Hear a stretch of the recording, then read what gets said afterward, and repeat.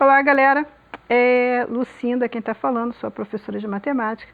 Essa é a apostila do segundo ano que a gente vai estar usando para estar revendo nossas matérias, tá? Esse bimestre a gente vai estar revendo logaritmo, equações logarítmicas, função logarítmicas, o domínio da função, e vamos entrar em introdução à geometria espacial e poliedros e corpos redondos.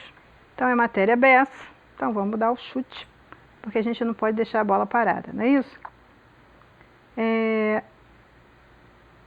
O que a gente tem que saber, que eles estão dizendo que a gente tem que saber, é calcular o logaritmo, a gente vai saber.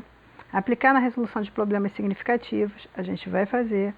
Compreender os conceitos primitivos da geometria espacial, relacionar diferentes poliedros ou corpos redondos com suas planificações, utilizar a forma de Euler, o famoso vértice mais fácil igual a aresta mais 2, identificar e nomear os poliedros regulares.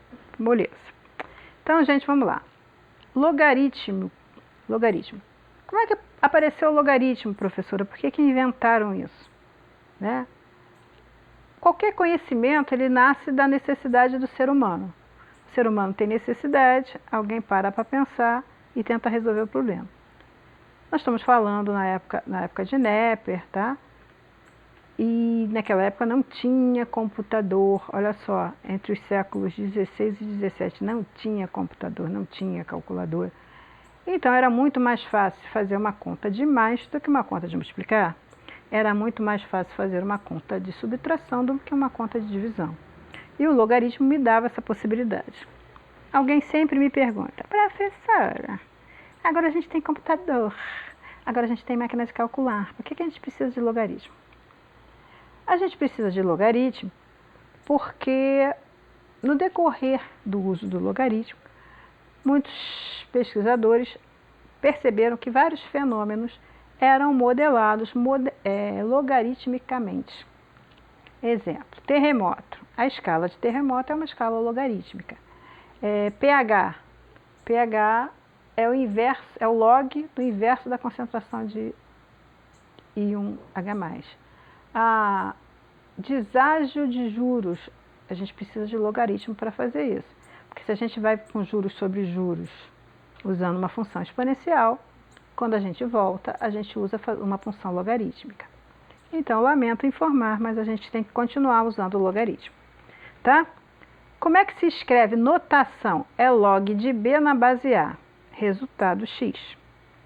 E aí a gente bota isso numa forma de potência. A base elevado ao lado, o indivíduo que está aqui do outro lado, tem que dar esse daqui.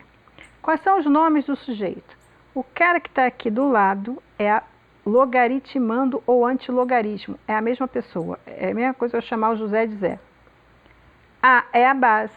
E do outro lado está o log, está o logaritmo. Tá? Aí aqui tem um exemplozinho de como é que a gente faz isso. Log de 27 na base 3, dá x, eu não sei quanto é. Então eu quero saber o logaritmo. Como é que eu monto isso? A base elevado ao cara que está do lado de lá, tem que dar esse aqui que está do lado. 3 elevado a x dá 27. Fatoro 27. 27 dividido por 3 dá 9, dividido por 3 dá 3, dividido por 3 dá 1. Então eu fiz 3 vezes 3 vezes 3. É 3 vezes. Tá? Então, é 3 ao cubo. Eu substituí o 27 por 3 ao cubo. Tem um sinal de igual. As bases são iguais? São. Então, significa que os expoentes são iguais. Então, x é 3.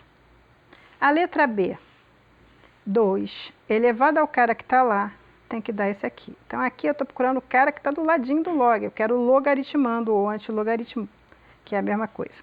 Então, fica 2 elevado a 5 dá x. Quanto é 2 elevado a 5? É 2 vezes 2 vezes 2 vezes 2 vezes 2.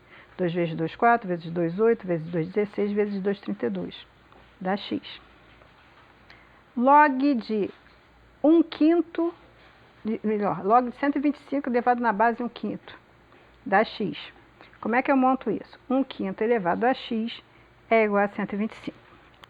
Aí eu botei lá no vídeo de potência, revisão, que quando quando é uma fração, ele vira um expoente negativo. O cara está aqui embaixo. Aqui embaixo é 5 elevado a 1. Então, para ele subir, fica 5 elevado a menos 1. Tá? Potência de potência. Repito a base e multiplico os expoentes. Menos 1 vezes x, menos x. Então, fica 5 elevado a menos x e 5 elevado a 3. Se os expoentes as bases são iguais, desculpa, os expoentes são iguais. Então, menos x é igual a 3.